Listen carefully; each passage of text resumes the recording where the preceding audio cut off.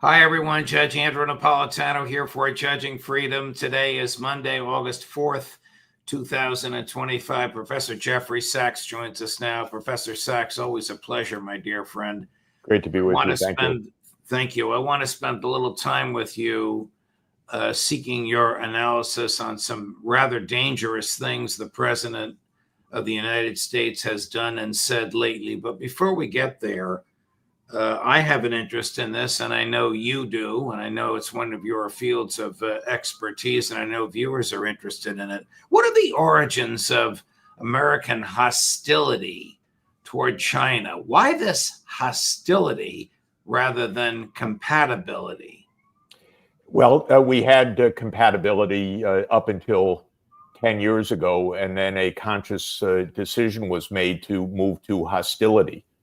This was actually a contrived move to try to stop China's successful economic development. The origins of it are that from the 1970s to around 2010, China was viewed as both a constructive partner, a trade partner, and geopolitically helpful to the United States for quite a while. Remember when Richard Nixon went to China, the idea was a kind of triangulation that there was the U.S. Cold War with the Soviet Union. By the U.S. warming up with China, this would help to put more pressure, it was thought, on the Soviet Union. So that it was an instrumental idea that the U.S. would get closer to China. Starting in 1978, China undertook remarkable economic reforms, arguably the most successful economic reforms in world history, because China went from being an impoverished economy in 1978 to being one of the most successful, dynamic, arguably currently the most successful economy in the world today during a period of just a bit over 40 years. Now, during that time, U.S.-China economic and political relations were good for most of the period, actually.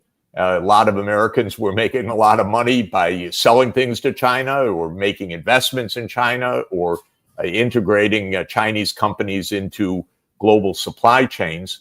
And America, on the whole, benefited enormously from China's economic growth, though some places in America faced intense import competition from China and suffered, but others boomed. California boomed, no question, as a result of the growing U.S.-China trade. Probably places in the industrial Midwest were hit by the increasing competition from China, but net, the U.S.-China relations were very positive. Now, starting around 2010, American strategists, I use that, I think it's a euphemism because I think they're idiots, basically, as you know.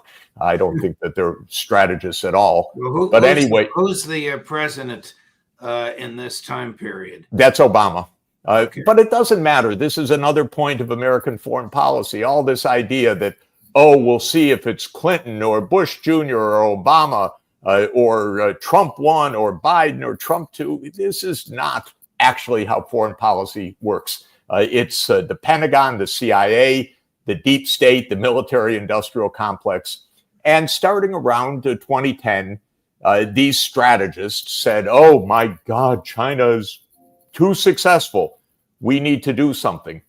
In 2015, a very interesting article, horrible on one level, because I think it's foolishness to the maximum, but insightful also to the maximum, was written by a former colleague of mine, Ambassador Robert Blackwell, who was a professor at Harvard, then a senior U.S. diplomat, and another leading specialist, Ashley Tellis.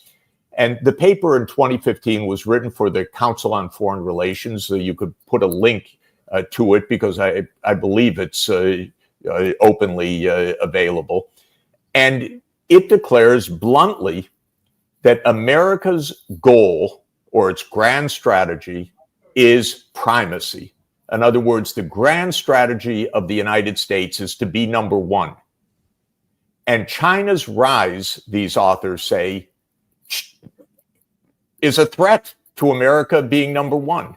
They don't say China's evil. They don't say China's done something terrible. They don't say that China is a threat to U.S. national security or prosperity. They say that China's success is a threat to the American grand strategy of being number one. Okay, if you're in a high school clique, maybe that's your goal. If you're grown-ups in a world where there are dangers of nuclear war, where you need cooperation, where there's mutual gains from trade, the idea that being number one is a meaningful idea when you're 4% of the world population, and the idea that the success of another country is harmful to you because they're successful, not because of what they're doing, but because of they're successful, is, to my mind, so mind-bogglingly wrong-headed. But that became the core of American policy. And in this very interesting paper, which I really would like people to read with their own eyes because it's incredible, it says we must stop China.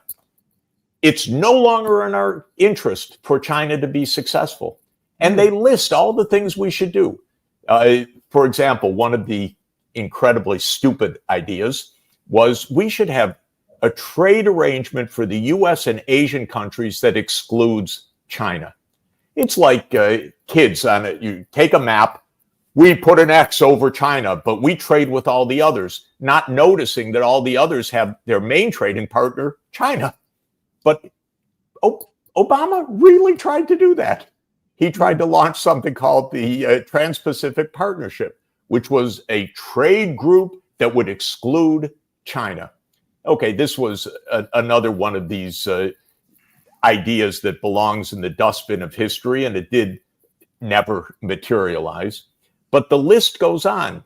We should stop exporting technology. We should break relations. We should increase our military bases around China's rimlands. We should do other things, restrictions on investments, trade barriers. Why? Because America needs to be number one. So we have to do whatever we can to harm China's economy. Now, today, I was just reading the typical columnists of the Washington Post and the New York Times and Financial Times, and every one of them treats China like an enemy. Just naturally, we have to prepare for war. They're an enemy. We have to be smarter in our trade policy than Trump because China's going to take an advantage. Everything is not about American interests or American well-being or the American people. It's about this game, like it's a board game. So you ask me, why do we hate China? Because we were told to, starting 10 years ago, because it became the strategy of the United States to harm China. By the way, how do you think Chinese officials and government and business feel about this, that another country is overtly aiming to harm them? Is that conducive to peace, to goodwill, to normal behavior, to the security of the United States of America? Of course not. We're provoking, but it's so clear from this article. People should read it. So this is the basic point. And I just have to add, I've been visiting China since 1981, so 44 years. I've toured all parts of the country. I've studied Chinese history extensively. I've published about China. I've written very extensively about the Chinese reforms. China is not an enemy. China's not doing anything to threaten American security. There is no reason for the United States to view China's well-being as harmful to America's interest, nor did China's rise hurt the United States. But our political system is so broken that if major parts of the U.S. benefit, but one part, say the industrial Midwest, say in Ohio or Indiana, hurts, we don't have a policy to help those people. Our policy is to attack China, even though the overall relationship is mutually beneficial. So, by the way, every day there's a drumbeat of war right now on our side. I was in China, by the way, recently, just a couple of weeks ago. They just look on in amazement. What is going on in your country? What is it? What is this hostility? Why does the president fulminate every day about us? That's what they ask. I wish the president could listen to you. I wish the Congress could listen to you. Professor Sachs, 2 months ago, the Secretary of Defense, who has his own issues, was in Japan and was threatening China. They're all threatening every day. And these incredibly awful columnists, Max Boot today, I'll name names, in the Washington Post, it's just pure warmongering. Now, of course, he supported every war we've been in because that's our columnists. They're just warmongers. But the next war they want is with China. Good luck with that. What is the matter with our country?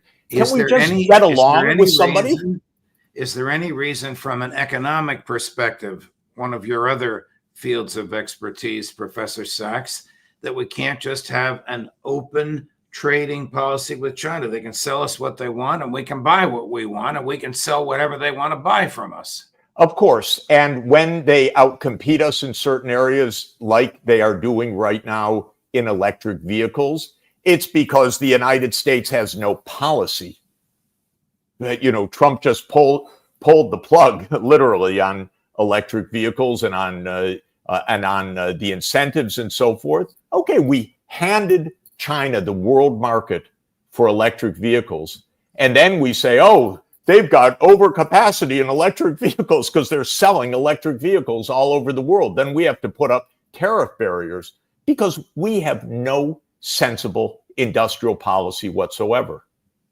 And so this is not China's fault.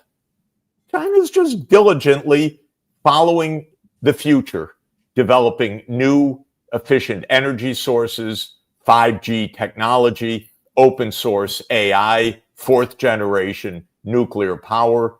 I toured factories recently. Incredible integration of artificial intelligence systems and robotics in highly sophisticated solar module factories. Incredible what I saw. Yeah, and we complain. They're just doing a good job in manufacturing. What is Trump doing? Trump is attacking the universities, cutting the research budgets, driving scientists from the United States to China or to other parts of the world, and then whining about all those terrible things the other countries are doing to us, all that unfairness. Well, Professor Sachs, President Trump shoots the messenger. If you're the director of the Bureau of Labor Statistics and the statistics are bad for a month and you reveal them and he doesn't like what you revealed, even though what you revealed is based on an algorithm, you're fired. That's the mentality we're dealing with. But by the way, Trump, okay, that is like a 5-year-old. I don't like the news, so I just throw everything into turmoil. But what's amazing is not that we might have expected. What is amazing is the silence in Washington. This is how our country is supposed to be, that you get a month of bad data and then you fire the person in charge of the Bureau of Labor Statistics. And by the way, there always are revisions to the data. This is a core and systematic and scientific part of how to measure a complex $30 trillion economy. But what struck me first was the silence. Where are the Congress people saying, no, we can't run a country on the most shoddy whims? But then the chairman of the Council of Economic Advisors comes out and defends the firing of the commissioner of the Bureau of Labor Statistics. Yes. Honestly, we are completely destroying our institutions before our eyes. The only word that characterizes Washington, and I'm speaking beyond Trump himself, is pathetic. Nobody speaks the truth. No one says that this completely erratic and dangerous behavior is very damaging to our national security. We had the president shooting off about nuclear this and that in the last few days. Just unbelievable. Here's what he said, and this is in response to a tweet based on the highly provocative statements of the former president. Chris, can you put it up? Based on the highly provocative statements of the former president of Russia, Dmitry Medvedev, who is now the deputy chairman of the Security Council of the Russian Federation, I have ordered 2 nuclear submarines to be positioned in the appropriate regions, just in case these foolish and inflammatory statements are more than just that. Words are very important and can often lead to unintended consequences. I hope this will not be one of those instances. Thank you for your attention to this matter. Talk about being foolish with words. Why would you do this? And why would you announce it? And why would you provoke another nuclear power that has 3 or 4 times the number of nuclear submarines that we do? And the reason that this unbelievable posting occurred was in response to a posting by Medvedev, which was in response to an ultimatum delivered by Trump to President Putin that if you don't have a ceasefire in 10 days, I impose the sanctions on all countries in the world that are dealing with you. Ultimatum to Russia rather than actual diplomacy. Good luck with that. Ultimatum, an ultimatum. You know, the problem is Trump is, of course, he has no attention span, maybe no understanding, no knowledge of what he's doing. But the fact of the matter is there's no diplomacy taking place right now because the war in Ukraine that he promised to end in 24 hours, which, by the way, could have been ended in 24 hours, not on the basis of an ultimatum or declaring you must have a ceasefire, but on the basis of solving the underlying issue that led us to this war. And this war, as every analyst you talk to says, and as everyone who has looked clearly into this understands, came because we pushed NATO up to Russia's borders, because we overthrew a government in Ukraine so that that new government would support NATO because the government we overthrew wanted neutrality, which is a no-no in American eyes, and because the United States resisted every attempt at diplomacy to avoid the war and then to end the war. We absolutely threw out the agreement at the UN called the Minsk II agreement that would have avoided this war, telling the Ukrainians, you don't have to abide by the UN Security Council and an agreement that the Ukraine itself had signed. And then when there was a peace agreement reached, just about to be reached in April 2022, the US government told the Ukrainians, no, you fight on. We don't want you neutral. We want you on our side. No neutrality. So Trump now gives an ultimatum that doesn't get to any of the root causes of this conflict. Of course, the ultimatum is not going to be observed, but he's giving an ultimatum to a nuclear superpower. But more than that, he's telling China, India, Brazil, and all the other countries of the world that the United States demands that they stop trading with Russia as well. Oh, fancy that. You think that's going to work? That the United States, that the president of the United States can just dictate to the whole world what to do? No, that is not how conflicts are resolved.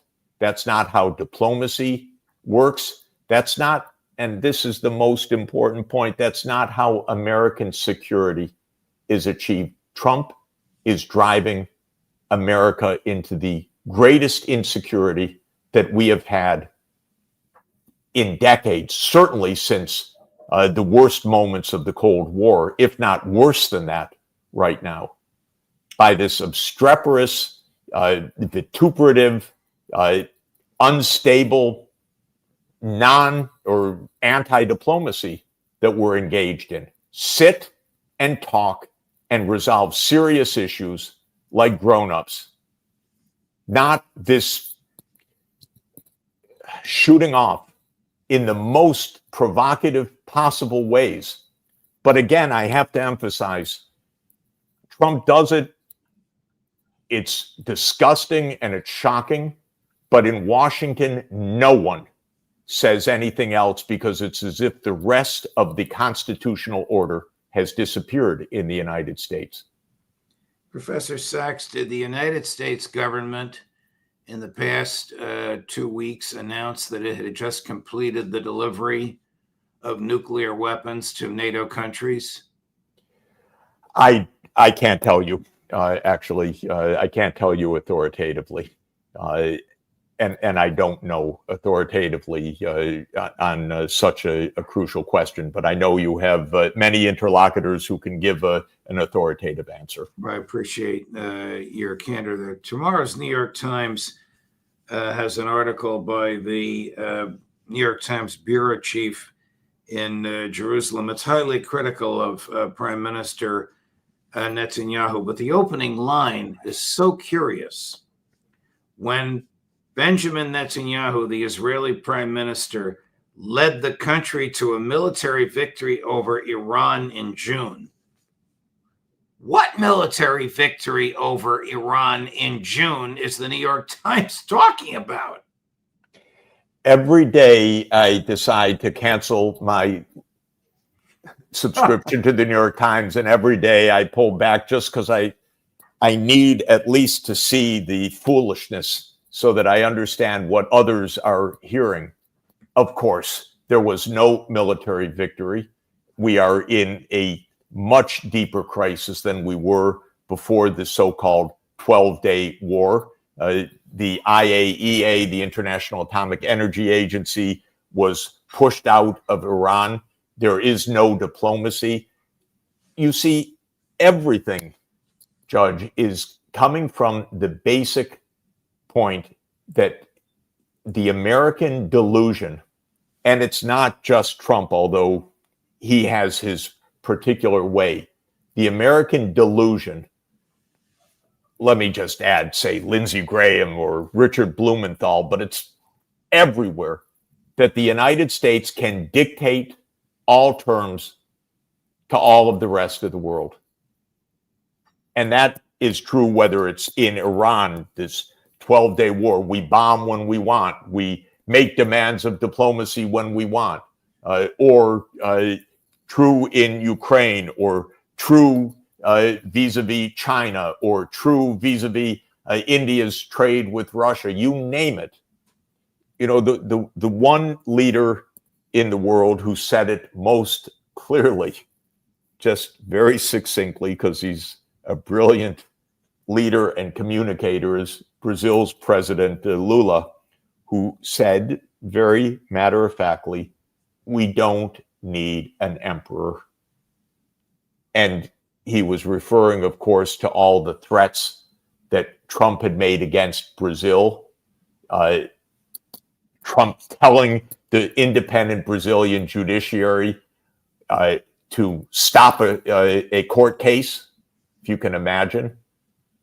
And Lula said, we don't need an emperor. But we have an emperor right now, and we don't have a constitutional order, and we have growing crises all over the world. And the biggest culprit is a supine Congress that does nothing, lets the president impose taxes, looks the other way, doesn't complain about anything, as you pointed out earlier. The silence from Congress, I just don't get it. We used to know of senators who were personalities and would speak to the country, Right. and actually advise the nation about the right way forward. We had debates in Washington, sometimes very heated debates, but sometimes very illuminating debates. We have nothing right now. We have executive orders where one person declares emergencies. We have silence from the Congress as if it doesn't exist at all. We have a Supreme Court that basically shades its eyes and turns away and lets this destruction of the constitutional order proceed. We have spokespeople completely unqualified, knowing nothing, opining on the gravest matters of international relations because they're in the White House without any responsibility. I don't even want to name names. It's so ugly, the things that have been coming out of the White House in the last few days, and the idiocy of it, of people who know nothing about the world, except that they're making the world far more dangerous every single day. Not to raise your blood pressure, but I believe that shortly before we came on air, the Israeli government announced the firing of the Attorney General of Israel, who was the principal prosecutor of Netanyahu. Now, this will obviously go before the Israeli Supreme Court, and there'll be another Israeli constitutional crisis. Whether Israel survives all of this, we don't know, because it is in the process of self-destructing, undermining the most basic legitimacy of the state in an orgy of murder, in an orgy of genocide, where the ministers of the government have left any even slightest compunction about talking about genocide openly. And the United States is completely complicit in this. Completely. And again, Trump's our president, so he's complicit in it, but it goes far beyond Trump. It is the completely compromised American political class.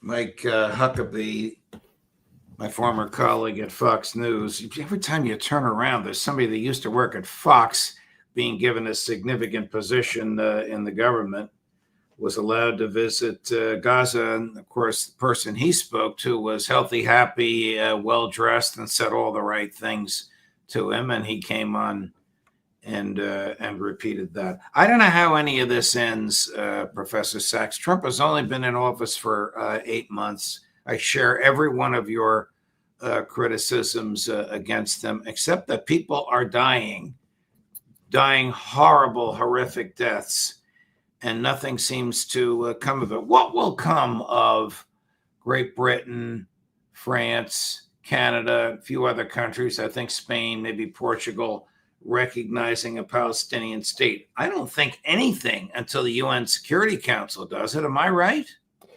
Well, we have right now 150 countries that have recognized the state of Palestine.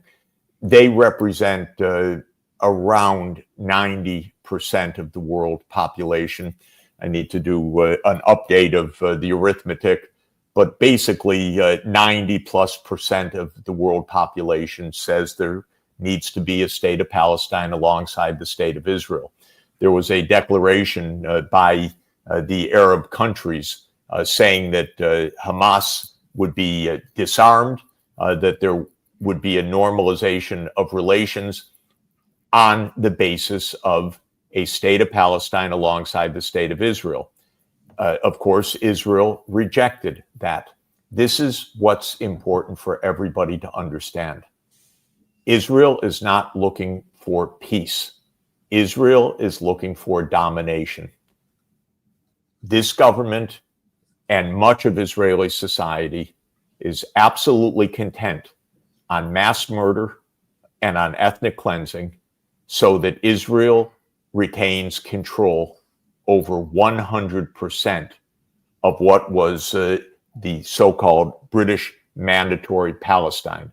In other words, the land that Britain, in its typical imperialistic way, promised to everybody, to the Arabs, to the Jews, to the French, to everybody. And the Zionists said, we'll take it all. And they don't want peace based on two states. They want everything. And since there just happen to be some millions of Arabs living there, they're just going to have to leave or starve to death or be killed or submit to apartheid rule. That's all that's going on. There is no attempt in the United States and or Israel to actually make peace. But for 90% of the world, what's happening is abhorrent. And for most of American citizens who, of course, play no role in our government in foreign policy whatsoever, no voice, no say, no reflection of our attitudes, we are revolted by Israel's extraordinarily cruel, I lose the words, but it is a genocide. And just to say, it's two countries now, and you ask, will something come of this? Yes, in the end, there will be a state of Palestine. How many people die beforehand is the real question, but there absolutely will be a state of Palestine. There is a question, will there be a state of Israel? Because if Israel is so shockingly, disgustingly brazen in this mass murder, how is Israel going to go on among the community of nations? That's the real question. Here's Senator Tim Kaine of Virginia, who agrees with you, and regrettably, Secretary of State Marco Rubio, who does not. Chris, back to back, 2 and 3.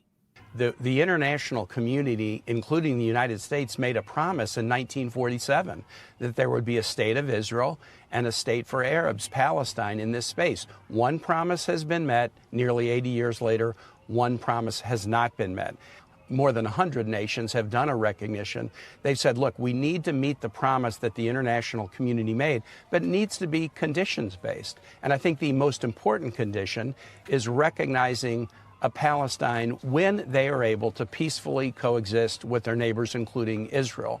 And so as I read what the nations are saying, it's not an immediate recognition, no questions asked in September. It's establishing conditions that when they are met, Palestine would be recognized. The UK is like, well, if Israel doesn't agree to a ceasefire by September, we're going to recognize a Palestinian state. So if I'm Hamas, I say, you know what? Let's not allow there to be a ceasefire. If Hamas refuses to agree to a ceasefire, it guarantees a Palestinian state will be recognized by all these countries in September. So they're not going to agree to a ceasefire. I mean, it's so clumsy. It's hard to know whether these people like Rubio are so dense that they don't understand anything, or so vulgar that they obfuscate everything. But Rubio's not working towards a two-state solution. No. What's his complaint? Do your diplomacy. That's your job, Mr. Secretary of State. Do your diplomacy. But you're not doing any diplomacy. So who are you to say what other countries should do? Because you and your administration is not engaged in diplomacy. It's engaged in war. War is not diplomacy.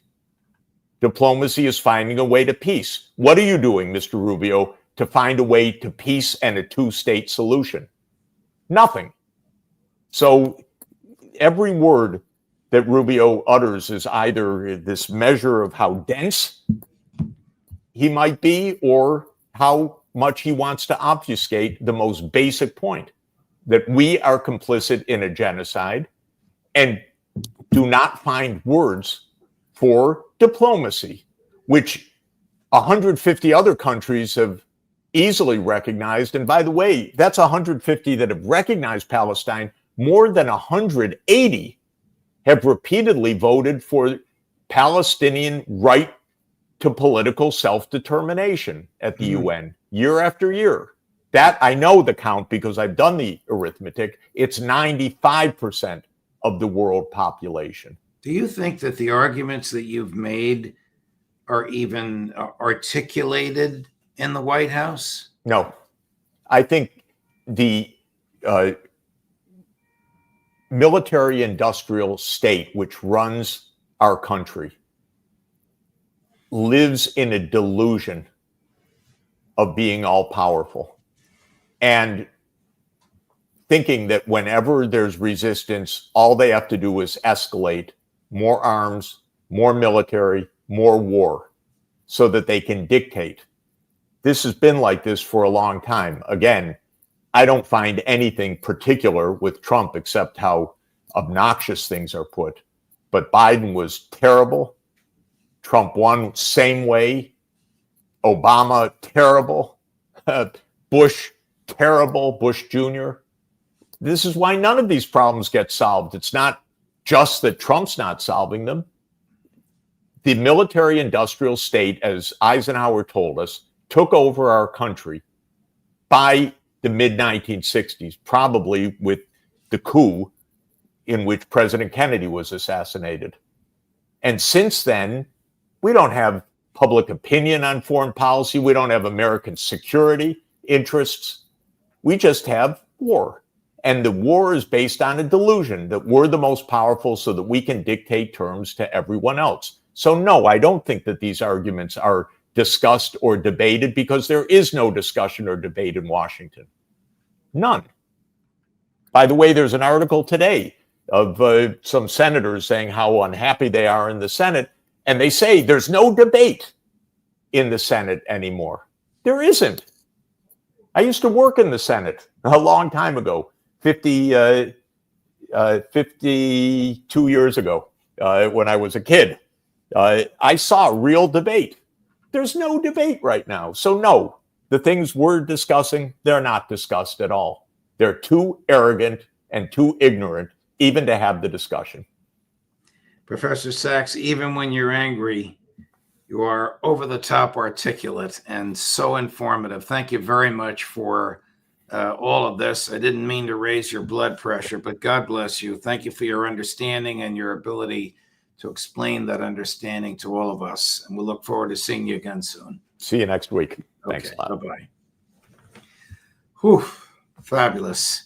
Coming up tomorrow, Tuesday at 8 in the morning, Ambassador Charles Freeman at 2 in the afternoon, Aaron Monte at 3 in the afternoon, Colonel Karen Kwiatkowski. Judge Napolitano for Judging Freedom.